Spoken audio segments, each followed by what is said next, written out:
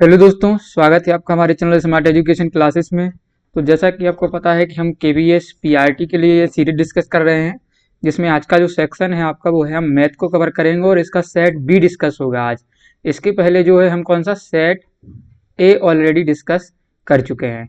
ठीक है, तो आज सेट बी करेंगे। और इसके पहले अगर आप चैनल पर नए हैं तो चैनल को सब्सक्राइब करिए और बेल आइकन दबा दें, जिससे आपको आने वाले वीडियोज का नोटिफिकेशन जो है मिलता रहेगा। और काफ़ी अच्छी एक्सप्लेनेशन आपको मिलेगी इसमें। आपको जो मैथ के 20 क्वेश्चन है वो काफ़ी आसानी से समझ आ जाएंगे। ये आप बुक देख पा रहे हैं जिसमें ये 20 टेस्ट दिए गए हैं। अगर आप इसका पीडीएफ चाहते हैं तो सर द्वारा फ्री दिया गया है, प्रतीक सर द्वारा, तो आप वो डाउनलोड कर सकते हैं। और अगर आप ये बुक भी मंगाना चाहें तो अमेजोन का लिंक भी वहाँ दिया है, वहाँ से आप परचेज कर सकते हैं। चलिए शुरुआत करते हैं पहले प्रश्न के साथ। तो पहला प्रश्न है, वीडियो अच्छा लगे लाइक और शेयर जरूर किया करें। पी बटा क्यू के रूप में पी बटे क्यू के रूप की संख्या परमेय संख्या कहलाती है यदि, चार ऑप्शन दिए गए हैं, पी और क्यू पूर्णांक हो, पी और क्यू पूर्णांक हैं और Q is not equal zero. ठीक है, तीसरा दिया है पी और क्यू पूर्णांक है और Q is not equal zero, sorry P is not equal zero, यानी कि पी जो है जीरो नहीं होना चाहिए। और पी और क्यू पूर्णांक है तथा पी और क्यू दोनों ही आपको दिए गए कि ये जीरो नहीं होने चाहिए। बताइए इसका उत्तर क्या होगा। तो देखिए, जो सबसे अच्छी एक्सप्लेनेशन में कर रहा है वो कर रहा है आपका ऑप्शन नंबर, बताइए कौन सा होगा। तो वो है आपका ऑप्शन नंबर 2। ये इसका क्या कहने का मतलब है कि जो परमेय संख्या है वो पी और क्यू पूर्णांक हो सकती है, कि नेगेटिव भी हो सकती हैं और पॉजिटिव भी हो सकती है, लेकिन जो है क्यू जीरो के इक्वल नहीं होना चाहिए। मान लीजिए अगर 4 के बटे में आपने जीरो कर दिया तो जो है इसका मान जो है अपरिभाषित हो जाएगा, यानी कि इन्फिनिटी चला जाएगा। ठीक है ना, तो जो क्यू है वो जीरो नहीं होना चाहिए। चलिए 112वां प्रश्न दिया गया है, काफी आसान प्रश्न है, देखने में भले ही ये आपको जो है थोड़ा बड़ा लग रहा होगा। चलिए लेकिन सॉल्व करेंगे। तो देखा गया है कि इनमें कौन परमेय संख्याओं के लिए योग, ये एक साइड योग दिया है और एक साइड इनका गुणन दिया है, उनके वितरण के उदाहरण हैं, यानी कि जो है इक्वेशन आपको बराबर सॉल्व हो जानी चाहिए, वो आपको बताना है। बताइए, ठीक है ना। तो इसके हमें सॉल्व करना पड़ेगा, जो पूरा प्रश्न है वो हम सॉल्व करते हैं। ठीक है, तो चलिए देखते हैं। हम ये पहले वाला सेक्शन इस साइड सॉल्व करेंगे, ठीक है, और ये दूसरा वाला इस तरफ। चलिए, तो -1/4 यहाँ पर लिखा है और इसके बाद लिखा गया है यहाँ इंटू कोष्टक 2/3 प्लस -4/7। ठीक है, ये जो है आपको दिया गया है। अब इसमें क्या करना है हमारे लिए, इसका हम लेंगे एलसीएम। तो एलसीएम इसका आ जाएगा 7×3 = 21, 3×7 = 21। ठीक है ना, 3×7 = 21, तो 2×7 आपका यहाँ पर 14 हो जाएगा और 7×3 = 21 और तो 4×3 - 12। ठीक है ना, तो -1/4 यहाँ पर भी है आपका। ठीक है, ये हमने लिख लिया और इसके बाद यहाँ पर गुणा आ जाएगा और इसमें 14 में से 2 जाएगा तो बचेगा आपका 2/21। ठीक है ना, तो बराबर में क्या आ जाएगा, -2 यहाँ से आपका 2 से कट 2 दूनी 4 कट जाएगा और -1/42। ठीक ना, इस साइड की इक्वेशन ये आ गई। अब दूसरा हम सॉल्व करेंगे पहली वाला ऑप्शन। तो इसमें देखिए क्या होगा आपका, ये जो आप देख पा रहे होंगे -1/2 और 4/3, तो ये क्या हो जाएगा आपका माइनस जो है -2/12। तो इसको काटेंगे तो हम क्या बचेगा 1/6 काय का माइनस का। तो देखिए इतना सेक्शन जो दिया है इसका उत्तर हमने लिख लिया यहाँ पर -1/6। ठीक है ना, अब इसको सॉल्व करेंगे तो इसमें क्या होगा, देखिए इसका होगा आपका क्या दिया है, -1/4 प्लस सॉरी गुणा -4/7। ठीक है, इसको सॉल्व करना है। इसको सॉल्व करेंगे तो क्या होगा, सीधा ये चला जाएगा -4 माइनस इधर हो जाएगा ये। ठीक है, और ये चला जाएगा माइनस माइनस हो जाएगा आपका प्लस का चिन्ह और 4 का, और नीचे हो जाएगा 4×7 = 28, तो ये हो जाएगा 1/7 का आएगा प्लस का, तो इधर लिख लेंगे हम प्लस का 1/7। इनका एलसीएम लेंगे तो आ जाएगा 42 42। ठीक है ना, और इधर क्या होगा आपका 6×7 = 42 माइनस और 7×6 = 42, तो -1 7 में से 6 जाएगा -1/42। तो देखिए वही इक्वेशन इधर आ गई, वही इक्वेशन आपकी इधर बन गई है। तो कुछ नहीं करना था, हमसे यही पूछा गया था, तो इसका ऑप्शन नंबर जो है पहली इक्वेशन है वो सॉल्व हो जाती है। ठीक है, तो आपका उत्तर निकल आएगा। ये प्रश्न सॉल्व करने का नहीं था, इसको आपको बेसिकली एग्जामिनर का क्वेश्चन पूछने का ऐसा प्रश्न मतलब रहता है। एक तो जो है स्टूडेंट बड़े प्रश्न को देख के घबरा जाएंगे कि भाई इसमें क्या करना है। अगर आपने थोड़ा बोर्ड मास का रूल पढ़ा है और आपने सॉल्व कर दिया तो ये प्रश्न 2 मिनट का नहीं है। इतना टाइम आपको एग्जाम में नहीं लगाना जितना भी लगाया। 113 प्रश्न है, आंकड़ों के दो समूहों को एक साथ दर्शाने वाले आरेख होते हैं चित्रालेख, आयत चित्र, पाई चार्ट या द्विदंड आरेख, यानी कि आलेख, यहाँ पर लिखा है आरेख।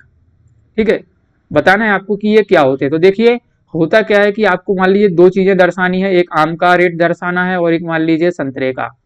ठीक है, ये कुछ भी हो सकता है, मोहन सोहन की आय, कुछ भी हो सकता है। तो इसमें क्या होता है, एक पाई चार्ट कुछ इस प्रकार से बना होता है और इसमें दो ऐसे टावर बना दिए जाते हैं। ये मान लीजिए आम का हो गया, आम का उत्पादन, ये आपका संतरे का 2019 में, 2020 में ये आम का हो गया और ये संतरे का। और इनमें कुछ इस प्रकार से बेसिकली जो है कलर भर दिए जाते हैं। ठीक है ना, कलर होते हैं, आप कुछ भी कर सकते हैं। तो इस प्रकार से ये बनता है द्विदंड आरेख, ये बनाए जाते हैं। तो ऑप्शन नंबर जो है 4 सही।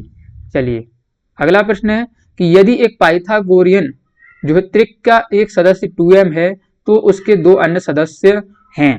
तो देखिए आपने एक फॉर्मूला पढ़ा होगा, इसका एक फॉर्मूला होता है 2m बराबर m² + 1 और m² - 1, ये इसका फॉर्मूला होता है। तो ऑप्शन नंबर तो आपका 2 सही हो गया। ठीक है ना, लेकिन होता क्या है, मान लीजिए इसका जो है आपने पढ़ा होगा पाइथागोरस जो है ट्रिपलेट, जैसे पहली ही ट्रिपलेट होती है 3 4 5, ठीक है ना, और एक ऐसी ही ट्रिपलेट होती है एक जिसमें आपका एक का अंतर है, क्रम से होती है जो, ठीक है ना। तो ये आपकी मान लीजिए ट्रिपलेट है, तो हमने एक मान लीजिए 2m बराबर मान लिया कि 4 है, 2m बराबर 4 मान लिया, तो m बराबर आपका आ जाएगा 2। ठीक है ना, अब हम इसमें मान रखेंगे तो क्या हो जाएगा, 2 का स्क्वायर 4 + 1 आ गया 5, और इसमें 2 का स्क्वायर 4 - 1 बराबर आ गया 3। तो 3 4 और 5 ये आपका सिद्ध हो गया ना। तो इस प्रकार से जो भी आप मान रखेंगे पूरा एक ट्रिपलेट बना देता है। ठीक है ना, तो ये पूरा इसका फॉर्मूला होता है। चलिए 115वां प्रश्न है कि x का वह मान जो इसके लिए 3x - 4 और 2x + 1 बराबर हो जाएंगे। तो आपके पास दो उपाय है, एक तो आप ये 3 मान दिए गए हैं, इनके x का मान इनमें रख लें, उत्तर बराबर आना चाहिए। ठीक है ना, या दूसरा आप x का मान निकाल सकते हैं, 3x - 4 बराबर 2x + 1। तो 3x के इधर आ जाएगा आपका माइनस का 2x बराबर 1 + 4 चला जाएगा उस साइड, तो इधर बचेगा x और इधर हो जाएगा 5। तो x का मान आपका जो है 5 आ गया, तो ऑप्शन नंबर आपका 3 जो है वो सही हो जाएगा। ठीक है ना, 115 का आपका 3 जो है वो सही हो जाएगा। चलिए बाकी आप मान रख के भी कर सकते थे। बात आती है 116वें प्रश्न की, निम्न में से कौन सा एक समांतर चतुर्भुज का गुण नहीं है। तो आपको समांतर चतुर्भुज के अगर आपको गुण पता है कि समांतर चतुर्भुज कैसा होता है, इसके क्या क्या गुण होते हैं, तो आप आसानी से कर लेंगे। ठीक है, तो आपने समांतर चतुर्भुज देखा होगा कुछ इस प्रकार से आपका समांतर चतुर्भुज बनता है, जिसे हम पैरेललोग्राम कहते हैं। ठीक है ना, इसमें आपको होता क्या है कि मान लीजिए चलिए इसमें ये विकर्ण खींच दिया हमने, तो इसके जो विकर्ण होते हैं वो इसको समद्विभाजित करते हैं बराबर 2 भागों में। ठीक है ना, ये इस प्रकार से भी ये कर सकते हैं हम। ठीक है, तो सम्मुख भुजाएं समांतर होती हैं, ये दिया गया है। विकर्ण परस्पर समकोण पर समद्विभाजित करते हैं, बिल्कुल नहीं करते हैं। विकर्ण परस्पर लंब होते हैं, क्या ये लंब होंगे विकर्ण? नहीं होंगे, ये इधर मिलाएंगे। ठीक है ना, ये जो है आपका इधर ऐसा मिल जाएगा, ये हमने मिला दिया। तो ये परस्पर लंबी नहीं होते हैं और सभी कोण जो है बराबर होते हैं। तो क्या सभी कोण चारों कोण बराबर होंगे? फिर तो वो वर्ग बन जाएगा। ठीक है ना, क्योंकि इसमें 90 डिग्री होते हैं, तो इसमें जो है ये ऐसा नहीं होता है। तो आपका ऑप्शन नंबर तो ये भी गलत हो गया, ऑप्शन नंबर 1 ही सही हो जाएगा। इसकी सम्मुख भुजाएं जो है समांतर होती हैं, यानी कि ये इसके समांतर है और ये इसके समांतर है। ठीक है ना, और ये आमने सामने की जो है बराबर भी आपकी होती हैं। चलिए आगे अगला प्रश्न है आपका, एक सेकेंड, चलिए 117वां कि यदि किसी समांतर चतुर्भुज पी क्यू आर एस में कोण P बराबर 60 अंश दिया है तो उसके अन्य कोण होंगे। आपने बना लिया है एक समांतर चतुर्भुज पैरेललोग्राम। ठीक है, ये बन गया है। इसमें आपको दिया है PQRS, एक समांतर चतुर्भुज है जिसमें P बराबर है आपका 60 अंश, ये कोण आपको 60 अंश का दिया है, और आपको तीनों कोण बताने, ये वाला भी बताना है और ये वाला भी बताना है। ठीक है, अब देखिएगा होगा क्या, ये 60 अंश का है तो आपने एक पढ़ा होगा, ये एक रेखा होती है और जिस पर पूरा 180 अंश का कोण बनता है, ठीक है ना, आपने पढ़ा होगा ना, इस पर 180 अंश के कोण जो है बनते हैं। चलिए अब क्या होगा, क्या कि देखिए ये हो गया आपका, एक सेकेंड, तो देखते हैं, कॉल आया था दोस्तों। चलिए ये 60 हो गया, तो ये कितना होगा आपका 120 अंश का। क्यों? क्योंकि ये पूरा जो है ये इसके पूरी रेखा पर 180 अंश के कोण बनेंगे। ठीक है, ये 120 निकाल लिया आपने, तो ये सामने वाला कितना हो जाएगा बताइए। ये जो है सामने वाला आपका हो जाएगा कितना, ये तो हो जाएगा आपका 60 डिग्री, ठीक है ना।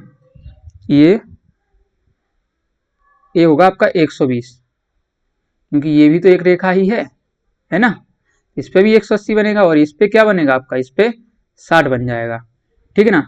तो ये आपके जो कितने बन गए हैं, 60, 120, 60, 120 बन गए ना।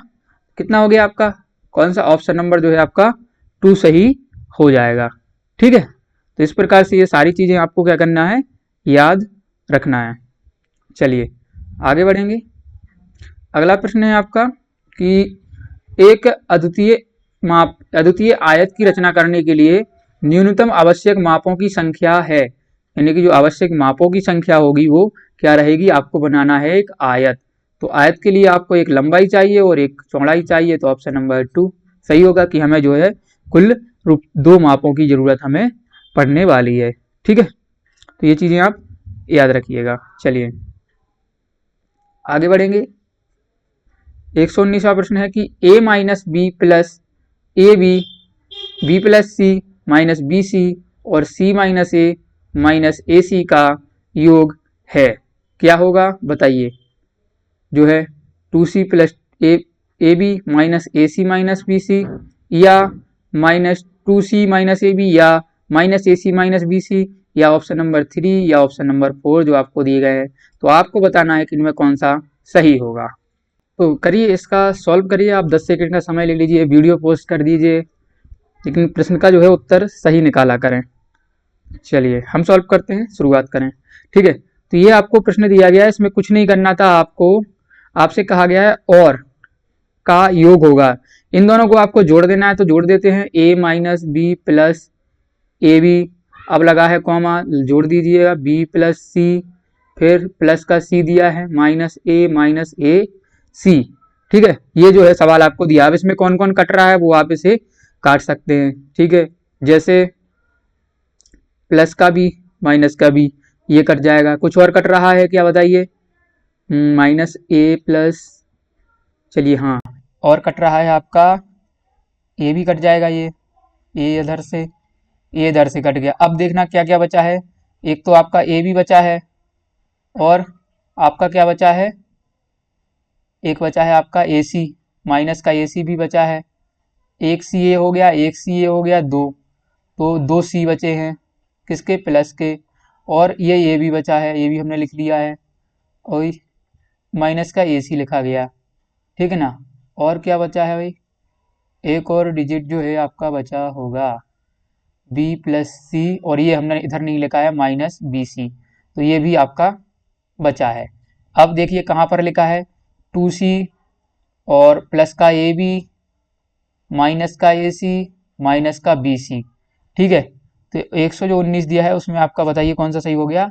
हमारे हिसाब से तो देखिए कौन सा एक ही विकल्प बच रहा है आपका, ऑप्शन नंबर 1, क्योंकि इनमें जो तीनों में दिए गए हैं वो हमारे चिन्ह मैच नहीं हो रहे।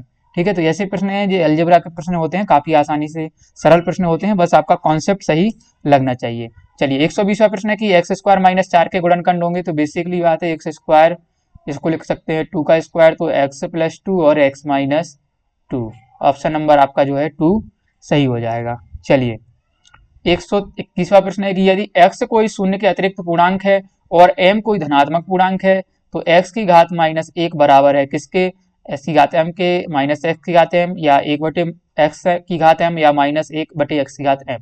तो x की घात m माइनस m, अब x की घात जैसे आपकी मान लो कोई भी होती है तो हम उसे क्या लिख देते हैं, इसके लिए देखिए इसको हम बेसिकली यही लिख देंगे कि एक इसमें बटे में जाएगा और x की घात अगर आपकी m में पहुंचा देंगे तो हम ये जो है किसी हो जाएगी, पॉजिटिव हो जाएगी। तो ऑप्शन नंबर 3 जो है इसका उत्तर हो जाएगा। ठीक है, कई हमने ऐसी संख्याएं देखी हैं, जैसे आपकी लिख देते हैं हम 3 की घात माइनस जो है 5 लिख दिया। अब इसको लिखना है तो हम इसके बटे में 1 के बटे में पहुंचा देंगे और इसको इस प्रकार से लिख देते हैं। चलिए आगे, काफ़ी आसान प्रश्न है आपका परसेंटेज का। 100 माइनस 20 स्क्वायर का 300 का 40% बराबर, 40% बराबर है किसके? सबसे बढ़िया है भिन्न के रूप में लिख लीजिए, कोई दिक्कत नहीं होती है। ठीक है, माइनस 20% को हम कितना लिखते हैं? ठीक है, वैसे तो हम लिख देते हैं 1/5, लेकिन आपको नहीं आता है तो कुछ नहीं करना, 20 के बटे में 100 लगाइए, 0 से 0 कटिए, काटिए और क्या हो जाएगा, 2 एकम 2, 2 पंचे 10 आ गया ना 1/5। तो इसका 1/5 का मतलब क्या होता है? गुणा 300। ठीक है ना, इसके बाद क्या लिखा है? का गुणा 40%। 40 का तो वैसे हो जाता है 2/5, लेकिन नहीं आता है। 40/100 करिए, एक बिंदी से एक बिंदी काटिए, 2 दूनी 4 और 2 पंचे 10 आ गया ना 2/5। तो 2/5 आपने इधर कर दिया, इधर से ये काटेंगे आप तो कितना आ जाएगा? 60, 5 6 30, 60 आ गया। इधर से आप क्या करिए, ये काट दीजिए, चलिए 5 12। ठीक है, आ गया ना। तो 12 दूनी क्या हो जाएगा आपका? 24। ठीक ना, 24 एकम 24, तो 100 में से जाएगा आपका 24, इधर से घटा दीजिए, 10 में से 4 गया 6 और हो गया 10 में से क्या जाएगा? 3, तो आ जाएगा आपका कहीं गलत हो रहा है क्या सवाल? 10 में से 4 गया 6, 10 में से 3 जाएगा 7 आ रहा है, 76 आ रहा है। 76 तो ऑप्शन में ही नहीं है, सवाल में कुछ एक गलती हुई है। एक सेकेंड इधर करते हैं हम फिर से। चलिए इसको इरेज कर देते हैं, 1 सेकेंड का समय लगेगा मित्रों। ठीक है, इधर सॉल्व करते हैं।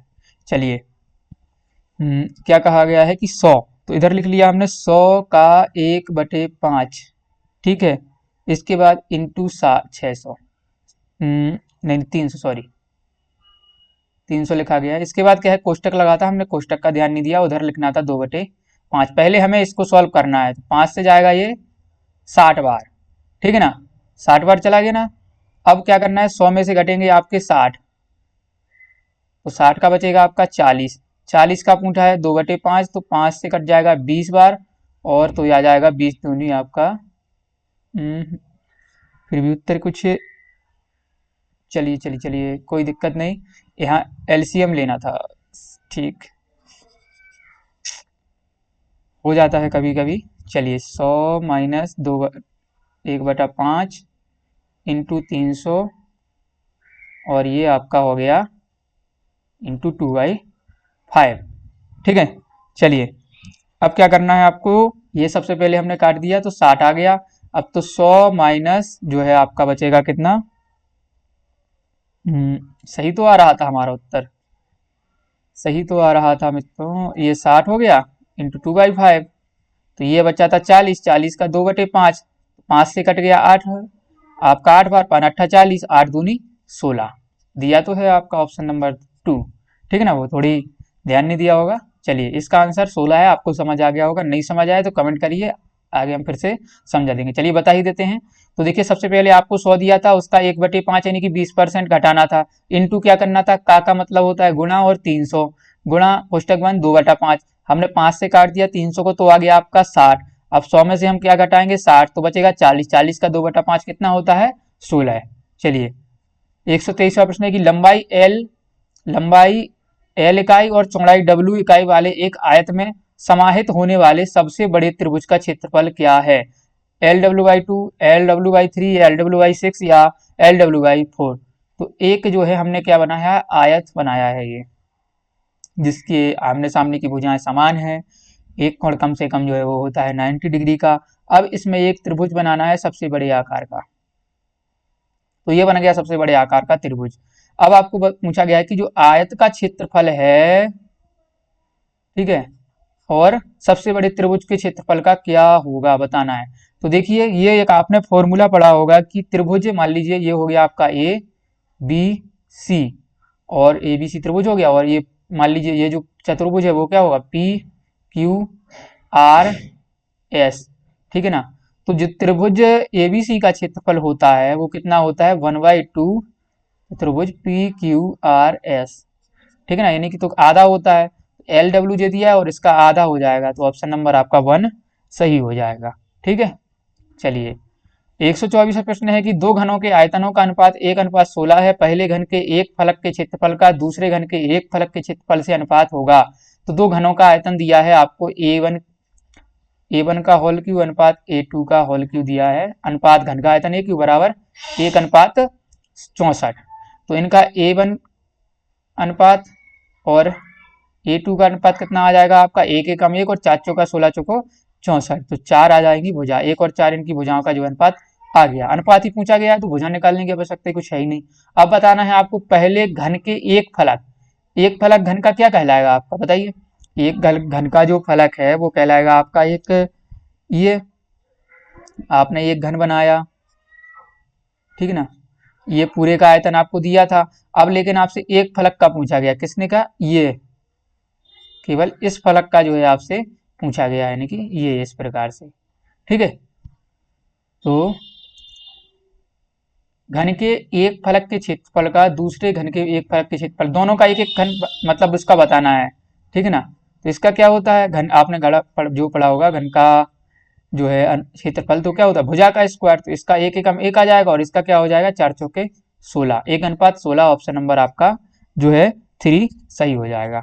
चलिए 125 प्रश्न है कि दो परिमेय संख्याओं के बीच में होती हैं, कोई परिमेय संख्या नहीं होती है, ठीक एक परिमेय संख्या होती है, अपरिमित रूप से अनेक परिमेय संख्याएं हो सकती हैं, एक केवल परिमेय संख्याएं होती हैं तथा कोई अपरिमेय संख्या नहीं होती है। तो ऐसे प्रश्न आपको अगर सॉल्व करने हैं तो आप एनसीईआरटी लीजिए, कौन कौन सी, 9th की और 10th की। बेसिकली आपका अगर केबीएस दे रहे हैं तो एनसीईआरटी बहुत जरूरी होती है। 9th में आपका पहले ही चैप्टर दिया गया है जो आपका नंबर सिस्टम से रिलेटेड है, उसमें ये प्रश्न दिया गया और उसका उत्तर सीधे बोल्ड में लिखा गया है काली हेडिंग से कि जो है दो परिमेय संख्याओं के बीच में अपरिमित परिमेय रूप से संख्याएं हो सकती है, यानी कि ये कोई फिक्स नहीं होता है। ठीक है, चलिए 126वां प्रश्न है आपका कि निम्नलिखित में से कौन जो है x के बराबर है। ठीक है, आपको बताना है कि कौन जो है x के बराबर है। तो देखिए इसमें आपको सारे सॉल्व नहीं करने हैं क्योंकि कुछ में तो माइनस लगा दिए गए हैं, ठीक है ना, और कुछ सॉल्व हो ही नहीं सकते, तो हम सीधे नंबर ऑप्शन नंबर आपका जो 3 है उसको सॉल्व करते हैं, जो इसका उत्तर है कि ये कैसे सॉल्व होते हैं। और वीडियो अच्छा लग रहा है तो लाइक करिएगा, प्रश्न समझ आ रहे हैं तो। जैसे यहाँ पर इन्होंने लिख दिया है कि √3, ठीक है ना, ये और एक्स की इन्होंने, चलिए इसके भीतर लिखा है इन्होंने एक्स, इसकी पावर चढ़ा दी है 3 और इसके ऊपर लिख दिया है √2/3। ठीक है, ये कर दिया है। अब इसे हम तोड़ेंगे तो क्या होगा, x की घात 3 तो आपका लगा रहेगा, इसके बाद क्या हो जाएगा, ये वर्गमूल लगा है तो इसको लिख देते हैं हम 1/2 और इसको 2/3 कर ही देते हैं। ठीक है, अब होना क्या है आपका, देखिए इसमें क्या होता है, घातों में हो जाता है गुणा, तो x की घात इसका 3 का गुणा हो जाएगा ऊपर, तो क्या हो जाएगा 3/2 प्लस 2/3, ये पूरा से ये पूरा ये कट जाएगा, बराबर में आपका क्या बचेगा x। यही पूछा गया था कौन जो है इसके बराबर में x। आप इसको सॉल्व करिए, इसके बराबर में x नहीं आएगा, इसको करेंगे इसके में नहीं आएगा, इसको करेंगे इसके में नहीं आएगा। माइनस वाले कभी सॉल्व ना किया करें, माइनस वाले अगर ऑप्शन में दिए गए हैं और ऐसा प्रश्न आपसे पूछा गया तो कभी सॉल्व ना करें क्योंकि वो उसका उत्तर है ही नहीं। चलिए 127वां प्रश्न है, यदि x/y प्लस y/x बराबर -1 दिया है तो x और y जहां पर 0 नहीं होंगे हैं तो x³ माइनस y³ का जो है आपको मान बताना है। तो देखिए इसको हम सॉल्व करते हैं। तो सबसे पहले आप इसको सॉल्व कर लीजिए कि x/y प्लस y/x बराबर -1, इसका हमने लिया एलसीएम तो xy आ गया और यहाँ पर क्या हो जाएगा x² प्लस y² बराबर -1, तो इसको हम और लिख सकते हैं x प्लस y का x² प्लस y² बराबर -xy, ये यहाँ पर क्या हो जाएगा गुणा हो जाएगा, कैंची गुणा।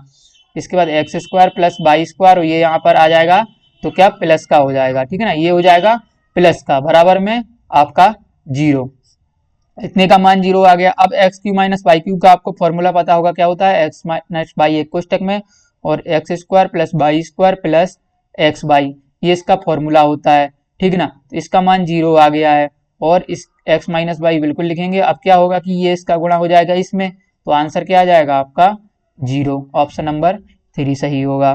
ठीक है, चलिए 128वां प्रश्न है कि एक त्रिभुज की दो भुजाओं की लंबाइयां 5 सेंटीमीटर और 1.5 सेंटीमीटर हैं दूसरी, ठीक है ना, तो इस त्रिभुज की जो तीसरी भुजा की लंबाई निम्नलिखित में से नहीं हो सकती। याद रखिएगा नहीं पूछी गई है।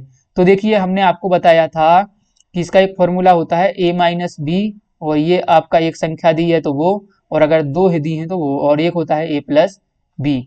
ठीक है, तो आपको जो है संख्या जो है दो दी गई हैं, दो भुजाएं दी गई हैं, तो आप इनका पहले में तो अंतर लिख लीजिए। a माइनस बी बराबर क्या हो जाएगा 3.5, क्योंकि 5 में से हम 1.5 घटाएंगे तो 3.5, और एक तो आपका ये डब्बा खाली रहना। अब a प्लस बी कितना हो जाएगा आपका 6.5।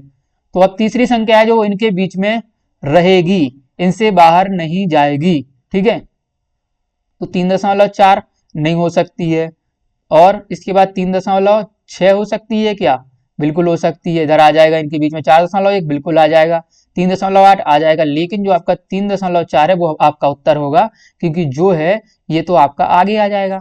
और पूछा गया है कि नहीं हो सकती है, 3 तो हो सकती है लेकिन जो है 1 नहीं होगी। चलिए 129वां प्रश्न है कि एक त्रिभुज की माध्यिका उसे विभाजित करती है दो, कैसे दो में बताइए। एक बराबर क्षेत्रफल वाले त्रिभुजों में, सर्वांग सम त्रिभुजों में। सर्वांग सम क्या कहलाता है, जिसके समान सभी अंग समान हो। समकोण त्रिभुज में जो यानी कि 90 डिग्री के, या समद्विबाहु त्रिभुज में। तो देखिए अगर कोई भी आपका कैसा भी त्रिभुज बना है और ये मध्यिका जो डलती हैं तो वो इसको बराबर, मान लीजिए ये बना है, तो ये से जो डलती है ये हमेशा क्या करती है, उसको दो बराबर जो है क्षेत्रफल वाले भागों में विभाजित कर देती है। मध्यिका का काम ही होता है कि दो बराबर भागों में मीडिएटर का काम करना और उन्हें बराबर भागों में बांटना। 130वां प्रश्न पूछा गया एक त्रिभुज एबीसी जिसमें बीसी बराबर 6 सेंटीमीटर दिया है और बी 45 डिग्री दिया है, की रचना संभव नहीं है, की रचना संभव नहीं है यदि ए बी और ए सी का अंतर है। यहाँ पर आपसे अंतर पूछा गया है, तो देखिए वही फॉर्मूला a माइनस बी एक है, एक संख्या दी गई है जो 6 है, और एक a प्लस बी। ठीक है ना। अब आपको बताना है कि जो है रचना संभव नहीं है और ए बी और ए सी का अंतर है कितना, ये बताना है आपको। ठीक है, तो 6 भुजा दी गई है, तो 6 तो बीच का दिया है, और एक तो इसका मान ज्यादा होगा 6 से और एक कम होगा।